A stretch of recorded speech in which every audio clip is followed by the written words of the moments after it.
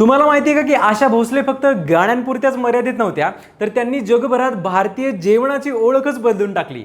आपण सगळे त्यांना त्यांच्या आवाजासाठी ओळखतो, पण त्यांच्या आयुष्यातली ही एक बाजू खूप कमी लोकांना माहिती आहे. स्वयंपाक हे आशाताईंचं पॅशन होतं. लहानपणी वडिलांच्या नाटक कंपनीसोबत फिरताना मोठ्या कढईत शिजणारं जेवण आणि लोकांच्या चेहऱ्यावरचं समाधान पाहून त्यांनाही स्वयंपाकाची आवड लागली आणि हीच आवड पुढे जाऊन एका मोठ्या ब्रँडमध्ये बदलली. 2002 मध्ये त्यांनी दुबईमध्ये पहिलं आशाज रेस्टॉरंट सुरू केलं आणि इथून सुरू झाला एक वेगळाच प्रवास. वाफी ग्रुप सोबत पार्टनरशिप करून त्यांनी एक अशी कॉन्सेप्ट आणली ज्यात भारतीय जेवण इंटरनॅशनल फाईन डायनिंग लेवलवरही सर्व होऊ शकतं आणि सगळ्यात महत्त्वाचं म्हणजे चवीत अजिबात कॉम्प्रोमाइजच नाही. आज आशाज दुबईपुरतं मर्यादित नाहीये, तर Abu Dhabi, Doha, Bahrain, Kuwait, Manchester, Birmingham अशा अनेक शहरांमध्ये पसरलेलं आहे.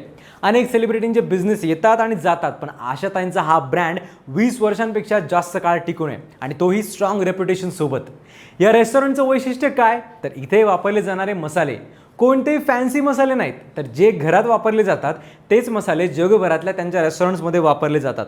म्हणूनच इथली चव वेगळी वाटते. मेन्यूबद्दल बोलायचं झालं तर भट्टी का चाप, केरळ चिली गार्लिक प्रॉन्स, मकई सीख कबाब, फिश बिर्याणी हे इथले खास लोकप्रिय पदार्थ. आशा भोसले यांनी जगाला दाखवून दिलं की भारतीय जेवण फक्त कम्फर्ट फूड नाहीये, तर ते फ्रेंच, इटालियन क्विझिन इतकंच प्रीमियम आणि क्लासी असू शकतं. आज आशाताईंचा आवाज शांत झाला असेल, पण त्यांनी उभारलेला हा वारसा अजूनही जिवंत आहे, गाण्यांमध्येही आणि चवीमध्येही. आशाताईंची ही बाजू तुम्हाला याआधी माहिती होती का? कमेंट्समध्ये नक्की सांगा आणि फॉलो करायला लगाव बत्ती.